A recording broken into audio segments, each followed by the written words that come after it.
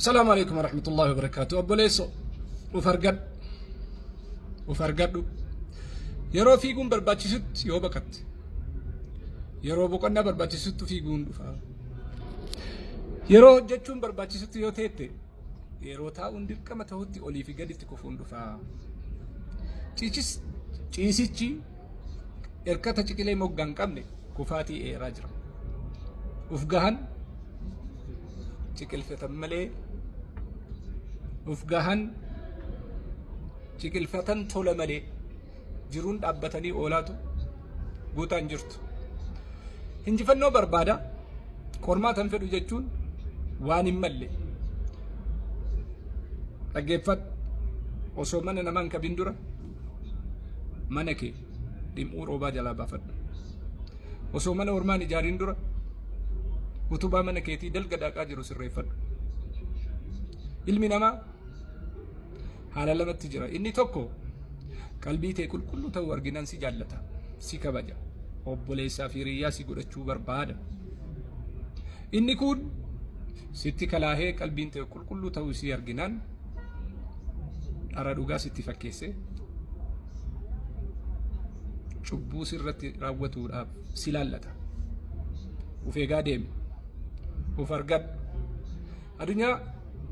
addunyaan biyya cal jedhanii umrii dheeraa itti jiraatan osoo hin taane biyya gadi jedhanii hojii guddaa itti hojjetanii fi gatii itti kafalanidha.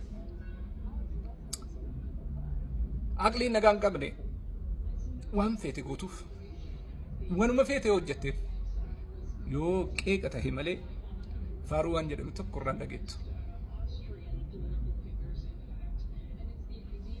barattee barsiistee ifaajja guddattus carraadha malee innumaan beeku ture sin jedhu kana hubadhu. Hojjettee argattu ifaajjee dafqa kee xururrattee fiddu saamee sassaabe malee yeroo gabaabaa kana keessatti qabeenya hangana ga'u horachuu hin danda'uu sin jedhu. Haadha manaa fuutu abbaa manaa argattu firattu gargaarii asiin gahe malee inni sadarkaa kanaan hin maluu siin jedhu. Qabeenya hawaasummaadha jaalala uummataa horattu na argaaf namni itti fiiga malee inni sadarkaa kanaan gahuu siin jedhu. Obboleessoo uf argadhu. Aqliin ilma namaa bakka sadiitti qoodamtii jedhu hayyoonni. Aqliin gurguddoon waan gurguddaa irraa haasoftii, seenaa irraa haasoftii, hojii irraa haasoftii, ijaarmaa irraa haasoftii, jaalala irraa haasoftii, tokkummaa irraa haasoftii, obbolummaa irraa haasoftii, kaayyoo irraa haasoftii, tarsiimoo irraa haasoftii, tooftaa irraa haasoftii, galma irraa haasoftii, karoora irraa haasoftii, guddina irraa haasoftii. Tun aqlii gurguddoo jedhamti. Aqliin jiddu galeessa jedhamu immoo nama irratti yaada kennaa oolti. Osoo akkana ta'e, osoo furdatee osoo qallatee, osoo bareedee osoo baratee, osoo hojjetee osoo qarshii argatee, osoo hanga garana jallisee ijaare garanatti qajeelchee ijaare jettee yaada kennaa oolti. Aqliin xixiqqoon dhimma nama dhuunfaatiin qabamtee oolti. Isiin xiqqoo waan taateef wanni isiin irraa haasoftu isuma guddaa san irraa haasaa oolti jechaadha. Kan isii jira duru san irraa haasofti. Yoo nama ta'e namarraa, yoo seenaa ta'e seenarraa, yoo maal ta'e maalirra kanumarraa haasawaa oolti. Dalagaa hin qabdu jechaadha. Hojiirraallee hin haasoftu, seenaarraallee hin haasoftu jechaadha. Kanaaf aqlii sadii keessaa eenyu wajjii imalaa jirtaa kee laalladhu. Nama gatii hin qabne bira ooluun gatii si kafalchiisaa beeki. Nama dhukkubsatee hin beeknetti dhukkuba kee hin himatin. Nama beela'ee hin arginitti beela garaa keetii ittiin argisiifatin. Kataa'aniif nama hin argine kaateef sin argu itti dhiisi. Jiruun ilma namaa kun wanni nama qormaatuuf akka jabaa tahanii ol bahanii fi malee akka jalatti cabanii fi miti beek. Obboleessoo gatii ofii beekuun barbaachisaadha. Ilmi namaa muka miti kan gaaddisa godhanii jala taa'aa oolan, dhagaa miti kan sodduu fakkeessanii irra taa'aa oolan. Ilma namaati. Muka roga qabu bakka roga qabu dhaaban. Utubaa muka bareedaa, muka gaarii, muka humna qabu, ka xiinxanaan hin nyaanne manaan gad dhaabu. Nama bareedaa, nama kaayyoo qabu, nama keessa hawaasummaa keessa gadi dhaabu, nama gaarii ta'e. Biyyi lafti gaaraan beekamti. Namni immoo hayyuu isaatiin beekama. Hayyummaan gaara ta'uu argisiisa. Abbaan ilmatti mammaakee ilma ka'u mucaa kiyya bara ati bareeda turte kiyyas turte nattu si taraa jedheen jedhan, nattu si caalaa. Mucaan waan jedheen abbaa kiyyaa zamana kee keessatti dhugaa sittu na caalaa, zamana kiyyatti natu si caalaa jedhe. Mee akkamiin na caalta natti miidhe? Ati abbaa kiyya, ati bar biyya kana keessatti gaaraa jedhe, ani immoo muka gaara gubbatti bahee kanaafin si caalaa. Caalmaa kee eeggadhu, bakka dhaabbattu laalladhu, daawwadhu. Osoo sin dubbisiin si bira darbuun gatii kee sitti himuudhaa beekadhu. Osoo sittiin seeqatiin si bira taruun hanga kee sitti agarsiisuudhaa beeki. Osoo harka siin fuudhiin si moggaa taa'uun herrega kee shallaggiidhaan si beeksisuudha. Kan nyaaraan galuu fi dide aggaaraan itti himan jechuun isa sani.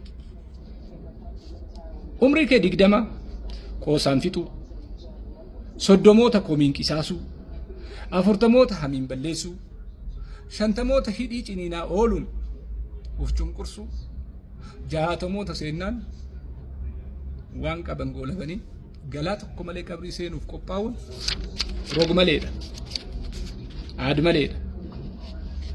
Sababa tokko malee fiigi yoo siin jedhan hin fiigin, ciisi yoo siin jedhan hin ciisin.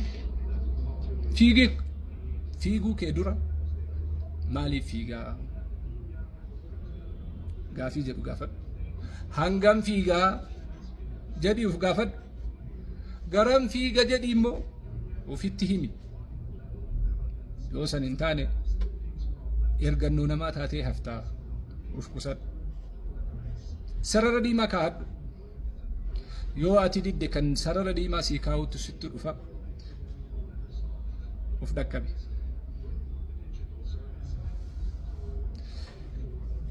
Kan dhalchitee fi kan guddistes laallataa deemi.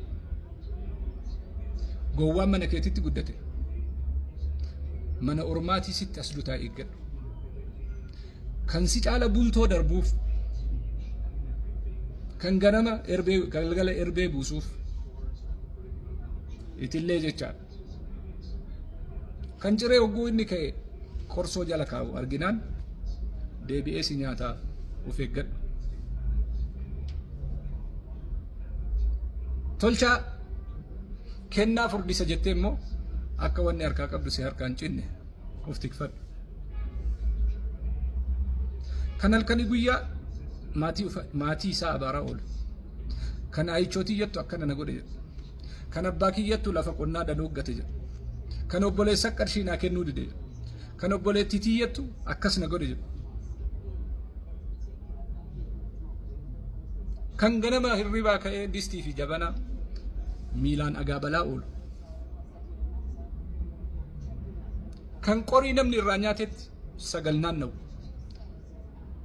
Kan bultii ijaarrachuu dadhabe. Kan daandiin harkaa bade. Kan kallattii gadhiise. Kan sarara wallaale. Kana bira oolta taanaan gal'ii namaa kan qorraa fi ho'an dhageenye irraa siqii jiraadhu. Beekaan sammuu qabu waan wallaalli nama godhu beekaa halkanii guyyaa lallabaa beekadhu. Doofaaf garuu qoosaadha.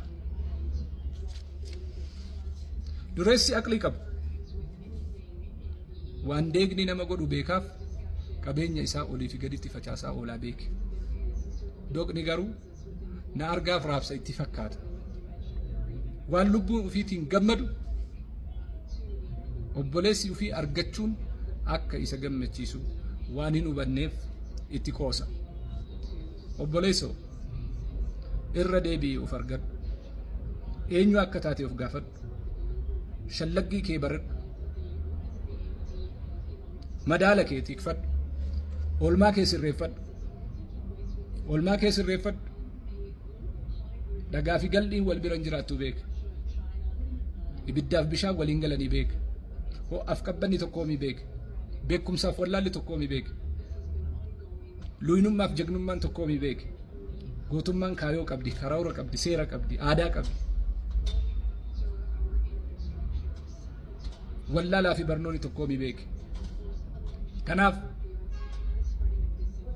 irraa nyaadhee waliin nyaannee naa hambistaa jechuun ufittummaadha.